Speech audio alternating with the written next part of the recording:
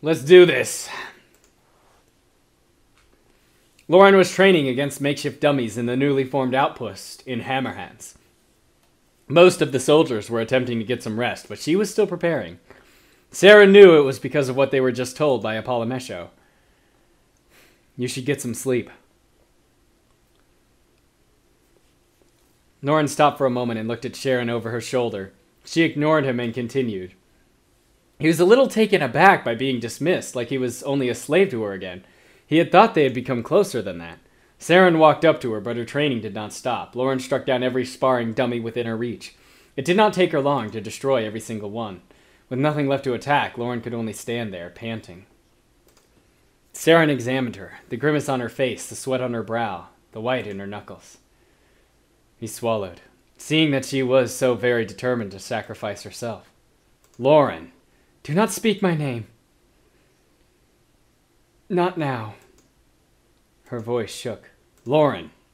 Her eyes shot into him, but he held his ground. He promised Loren that he would protect her. He promised himself. You can't. I will. I won't let you.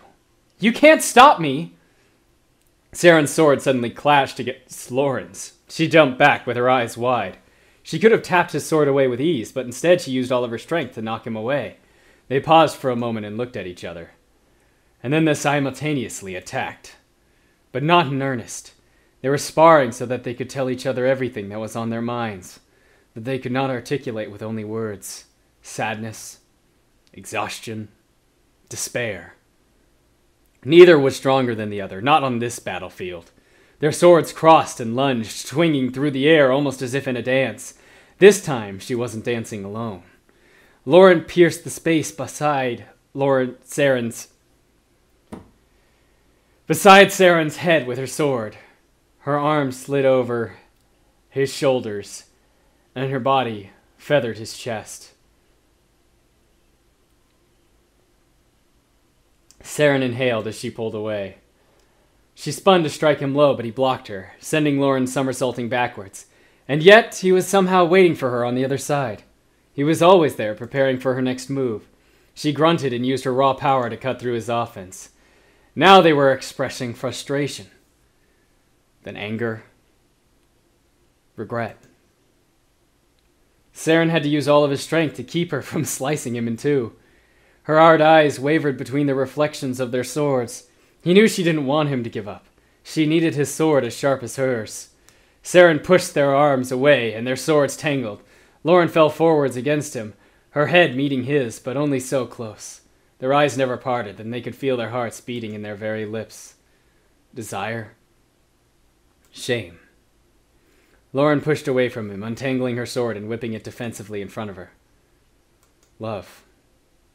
She thrust her sword dangerously close to Saren's throat. It was the end. He stared wistfully at Loren down the silver of her sword. He hadn't expected the loss to hurt him so deeply. He truly could not stop Loren. She had won her martyrdom. Loren only removed her blade from his throat after he dropped his weapon. She felt a burning pit in her belly just from looking upon Saren then. She had never felt anything this strongly when looking upon a man before. She turned away quickly. Saren watched her leave in agony. He remained in that agony, even as he tried to go to sleep that night, but he couldn't.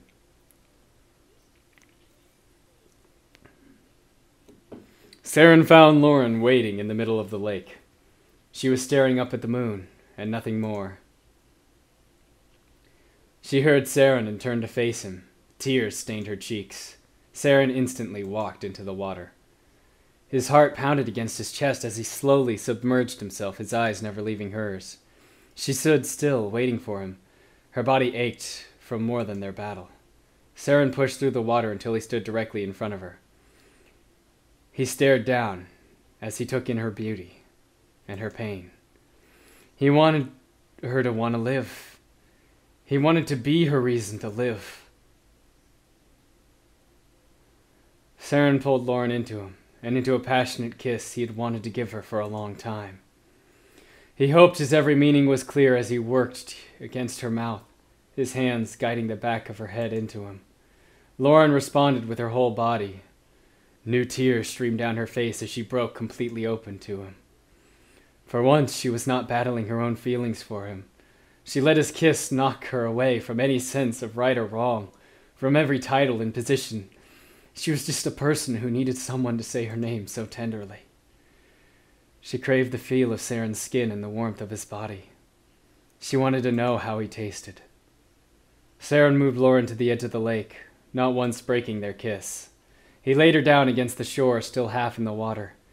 He finally pulled back to admire her. The night painted her a dark shade of blue, and the moonlight reflected off the water and drenched against her bare body, danced. Her chest heaved up and down as she admired Saren in return. Drenched. The water tends to do that. Tends to get people wet. You know, it's drenched. Fuck. Loren leaned over Loren, bringing his face down against hers again. His fingers reached up and touched his cheek delicately. They traded looks of endearment as the water lapped between them. Their next kiss was the most important. Loren inhaled sharply and grabbed at his back.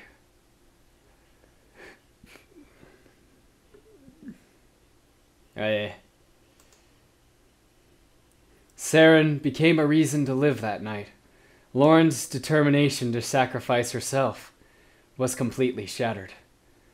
More than that, Loren found happiness where she had once thought she could never find it. And even more surprisingly, she found music in the quiet sounds of her partner and a desire to hear more of them.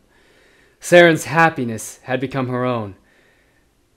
And through that, she understood why she had come to feel his pain.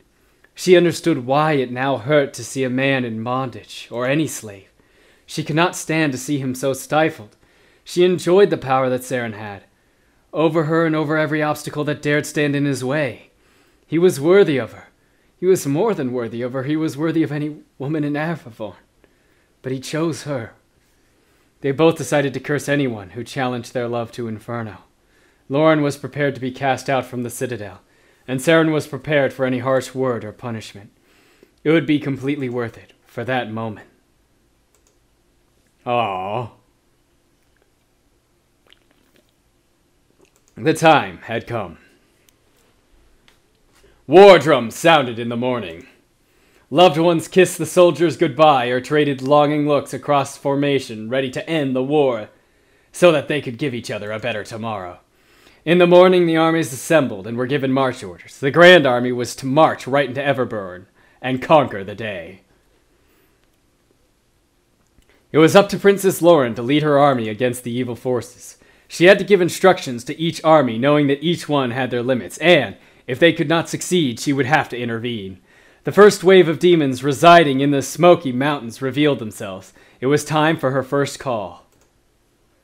Time to do this!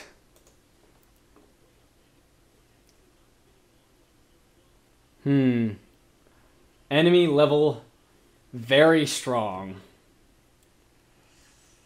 Disciples of Truth, mercenaries, dark elves, dwarven troops, human army, elven army. They have a very low chance of winning, so we gotta fight this battle ourselves. Alright. Let's do this!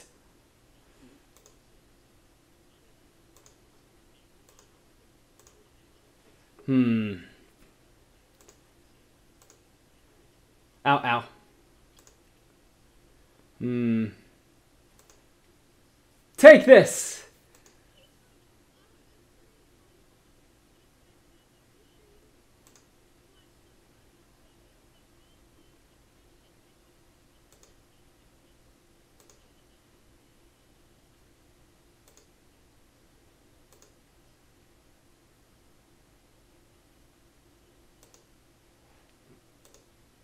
Gotta heal him.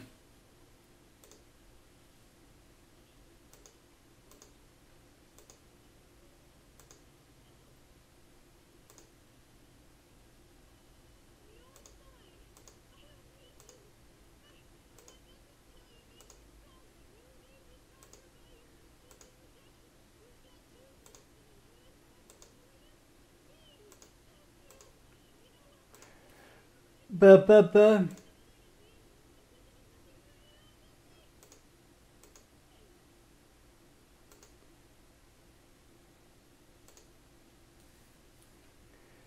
I put the plague upon them. Ow, ow, ow. Oh boy.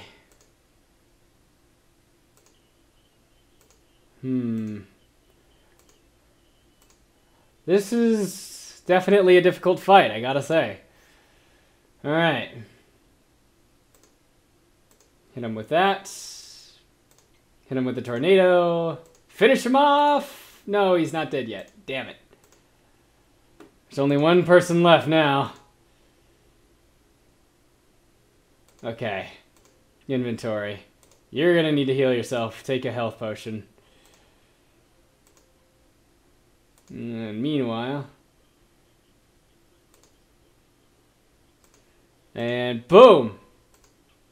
Bam! Drop him! That's a victory. Nice. 50.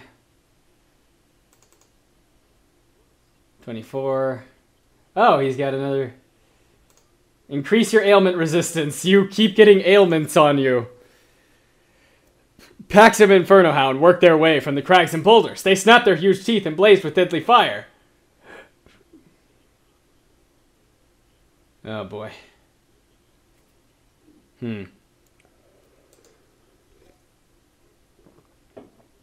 Weak.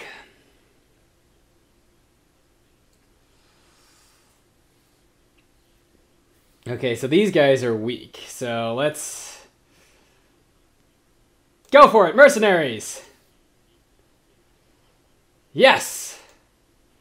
Ghastly creatures crawled out of dens as the army marched past, incurring their wrath. These guys are normal.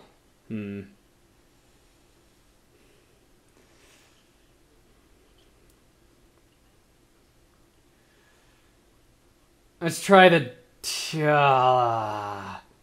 This is what save games are for. Dwarven troops! The enemies were too much. No!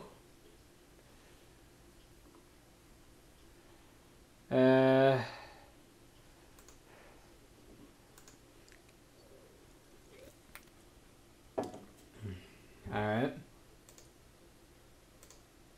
Okay.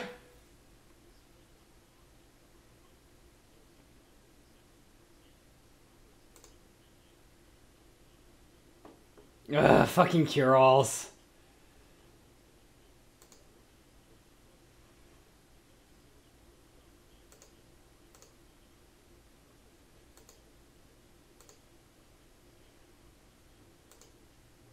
Heal.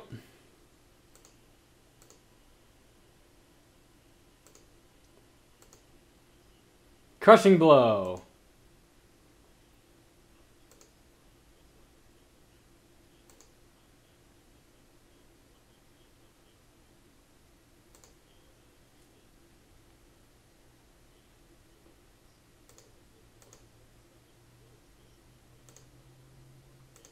Whoop.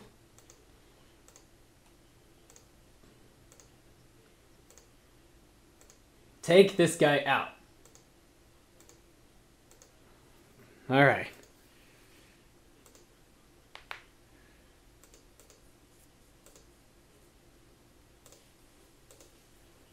The army was pelted with swarms of drakes screeching, biting at their skin. Oh, crap. The drakes are very strong. I really don't want to fight these guys, though. Let's... Elven army.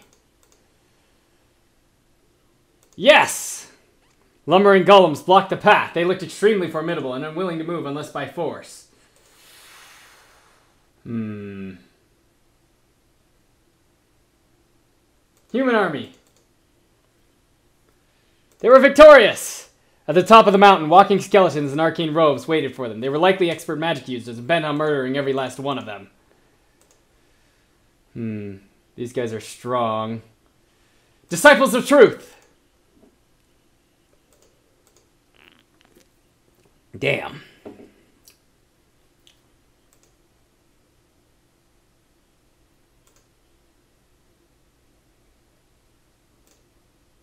Bam.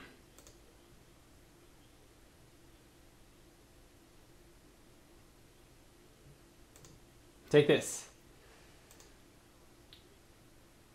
Tornado Storm!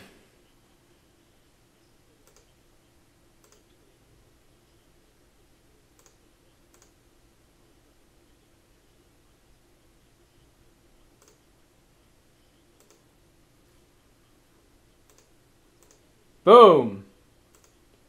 Boom!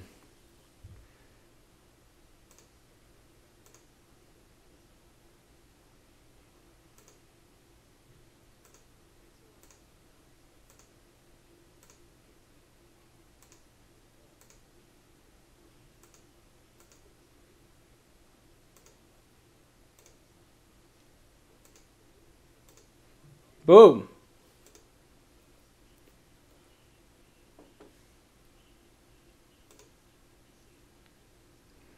Finally, Loren's army reached the top of the mountains. The soldiers wiped out every evil hive, den, and hollow.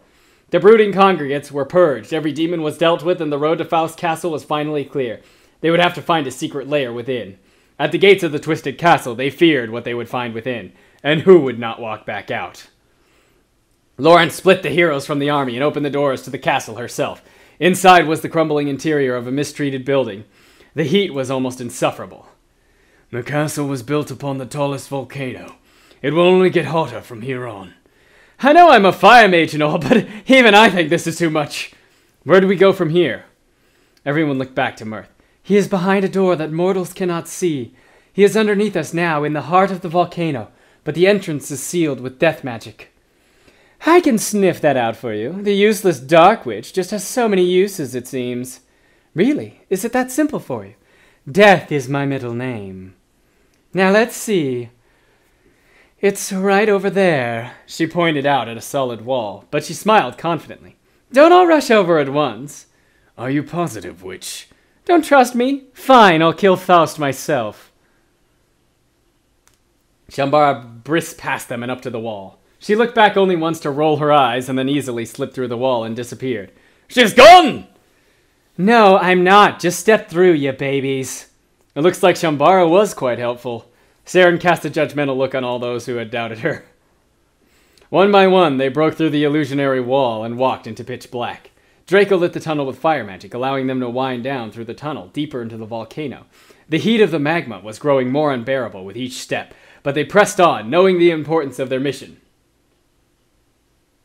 Eventually, the tunnel emptied into a room of boiling lava. What? Welcome to the mouth of the inferno. Dora screeched and jumped onto Ramus. Who was that? They did not see anyone or anything in the cavern, but a haunting voice filled their ears. I am Faust. Saren shivered, coming into direct contact with the greatest demon of all. It was Faust's fault that the world was falling apart. Step out and meet your end! Bone-chilling laughter followed and seemed to bounce off the walls around them, but no figure was in sight. Where is he? He's cloaked in death magic. Can you sense him, Shambara? I cannot. This is weird. There's no one here that I can tell. Then it is as I suspected. He is not in this realm. I am here. I promise you.